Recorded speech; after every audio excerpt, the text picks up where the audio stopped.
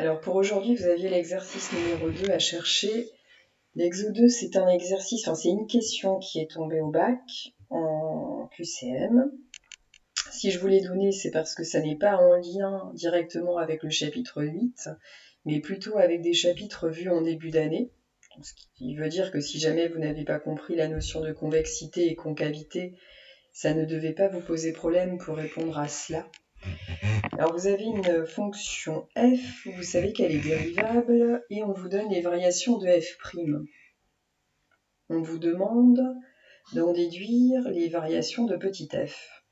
Alors si vous connaissez votre cours de première, vous savez que lorsqu'on vous demande les variations de petit f, ce qu'il vous faut, c'est le signe de f',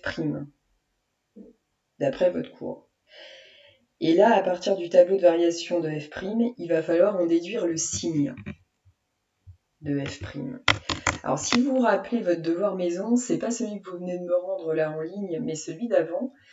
Certains élèves, justement, étaient restés bloqués à cette question où il fallait appliquer le théorème des valeurs intermédiaires sur la fonction dérivée pour ensuite étudier, en tout cas pour ensuite donner le signe de cette fonction dérivée.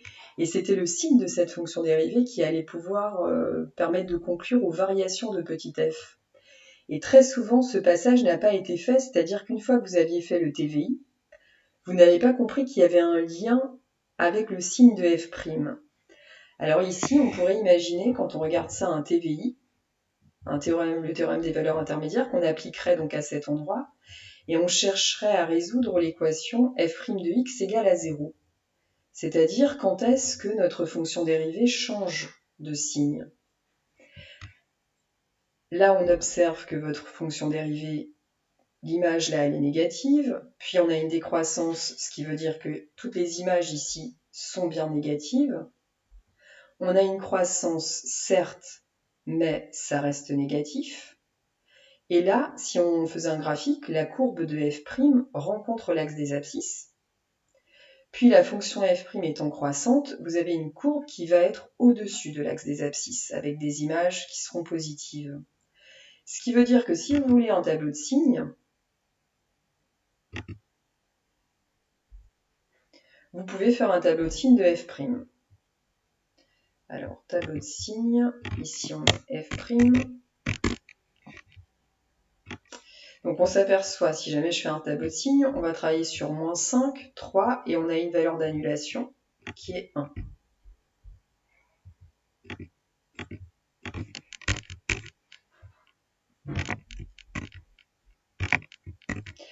C'est négatif, puis c'est positif.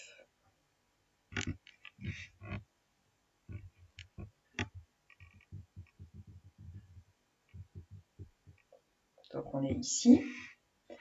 Et à partir de ce tableau de variation, de ce tableau de signes de f' de x, on peut en déduire les variations de petit f. Alors on nous fait différentes propositions. On y dit que petit f est croissante sur l'intervalle -5, 3. Ce n'est pas possible parce que votre dérivée n'est pas toujours positive. Donc ça, c'est pas bon. On nous dit qu'elle est décroissante sur -5, 1. Alors, sur -5, 1, f' de x est négative.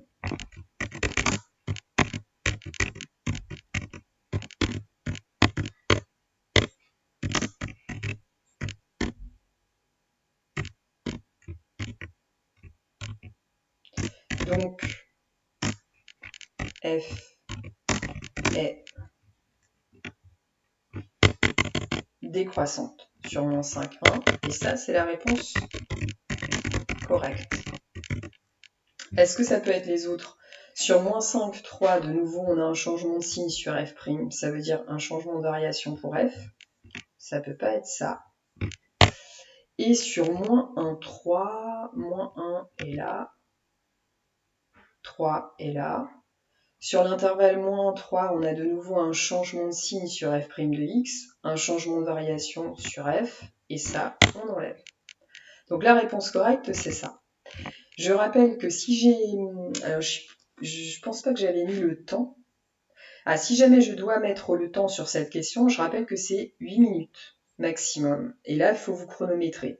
C'est-à-dire que si vous répondez en 1 minute à cette question, soit vous avez super bien compris, vous avez l'habitude de ces questions-là, soit vous êtes allé peut-être trop vite et vous êtes tombé dans un piège. Donc, minutez-vous pour savoir si ça reste correct en termes de temps, c'est-à-dire ni trop long, parce que ça reste une question classique et vous devez savoir la faire rapidement, moyennement rapidement, et en même temps ni trop vite, parce que sur un QCM, il est facile de perdre des points, on va être tenté de répondre rapidement, sans réflexion, alors que parfois ça demande de la réflexion. Même souvent. Voilà pour cet exo 2.